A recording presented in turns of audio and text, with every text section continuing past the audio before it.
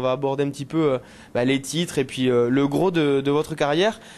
Donc pilier à Toulouse de 69 à 80, donc ça c'est le premier club que vous avez fait au top niveau, avec titre de champion de France 73, 75 et une finale de coupe en 76. De cette période toulousaine, quel souvenir vous gardez? Quel est peut-être le meilleur souvenir que vous gardez de cette période-là?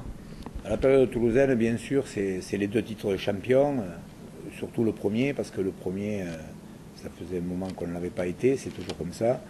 En plus, c'est avec ce groupe-là, une grosse partie de ce groupe, qu'on a gagné le 2e titre.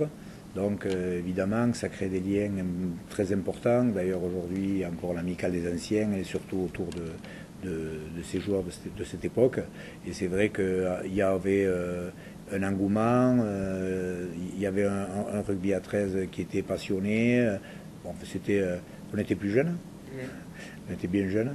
Et donc c'est vrai que c'est les meilleurs souvenirs, quoi. De toute façon, tous les souvenirs qui sont de cette époque-là, ce sont le rugby. Vous veniez, il n'y avait pas de clubhouse, il n'y avait pas toutes ces choses qu'il y a aujourd'hui. Vous alliez, le siège, c'était Arnaud Bernard, le Café du Nord. On se retrouvait après les matchs. C'était le rugby, c'était sur le terrain, il fallait se donner à fond. Et derrière, c'était se retrouver, faire la fête entre copains, partager de la convivialité. Donc il y avait une convivialité importante entre les supporters, les dirigeants, entre joueurs. Et ça, c'est ce que je garderai de cette époque-là. C'est cette forte convivialité qui existait dans le club. Un petit mot sur la finale perdue en 76 de la Coupe. Avec le recul, c'est une de vos plus grosses déceptions sur votre carrière, ou cette finale 76 pas plus d'importance que ça pour vous? Je m'étais fracturé le nez un mois et demi avant, donc j'étais spectateur. Bon, ce qui a été dommage, c'est que cette finale, on était à mesure de la gagner, mais à cette époque-là, le 13 catalan, c'était une équipe rude. On jouait, il y avait Jean-Marc Bourré, il y avait des joueurs notoires, et c'est vrai qu'on l'a perdu. On aurait bien aimé ramener la coupe, parce que le Théo n'a jamais gagné la Coupe de France. Mais quand vous ne jouez pas, vous n'avez pas la même déception que quand vous jouez. Peut-être c'est quand même plus frustrant de vivre ça depuis les tribunes sans pouvoir faire quoi que ce soit, non? Oui, c'est frustrant. Je pense que c'est beaucoup plus frustrant de jouer une finale et de la perdre. Oui. Une finale, ça ne se perd pas. D'ailleurs, il n'y a qu'à voir. Il n'y en a que pour les vainqueurs. Ensuite, il y a un petit tour du côté de Villeneuve, de 80 à 82. Là aussi, pourquoi être parti de Toulouse pour rejoindre Villeneuve? Ben, écoutez, c'est les hasards de la vie. Je pense qu'on m'aurait dit cette année-là que j'allais quitter le Théo. J'aurais ri si quelqu'un m'avait dit cela. Mais bon, en fait, c'était une équipe qui était en renouveau, avec beaucoup de jeunes. Moi, j'avais 28 ans.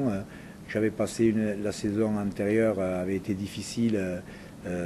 Et j'étais pas vraiment dans les plans de l'entraîneur. Donc, à partir de là, je me suis dit, il faut que j'aille voir ailleurs. Et c'est ce que j'ai fait. Et je suis allé à Villeneuve, parce qu'à Villeneuve, il y avait beaucoup de joueurs avec qui j'ai évolué en équipe de France. Et j'ai passé 2 années merveilleuses, parce que c'est un club riche en valeurs humaines. Et vraiment, c'est une expérience qui m'a servi dans l'avenir, puisque après, j'ai voulu arrêter. J'avais 30 ans. Et le président de Saint-Gaudens, Fernand Soubier, est venu me trouver au commissariat central. Il m'a dit, viens, tu vas encadrer les jeunes, etc. et tout, alors qu'en fait, j'avais dit à ma femme que j'arrêtais. Et ben, je suis reparti, parce qu'il a su trouver les mots.